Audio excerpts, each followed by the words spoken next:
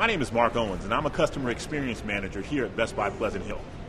One of the more common questions we're hearing nowadays is how I make copies of my VHS home movies. Well, to answer that question, the device you're looking for is a DVD recorder.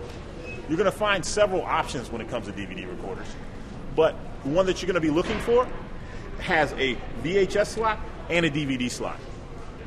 Previously, several people used two VHS players to accomplish this same task. But with the simplicity of a new DVD recorder, most of them have one-touch functions that will allow you to just place the VHS tape into this slot, place the DVD, a blank DVD, into this slot, and hit the one-touch record button.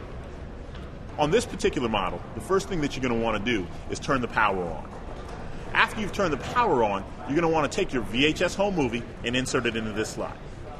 Then you want to find a blank DVD and then insert it into this slot.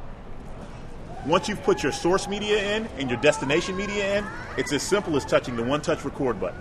Now you've made a copy of your VHS home movie, and those memories will last a lot longer now that you've captured them onto DVD.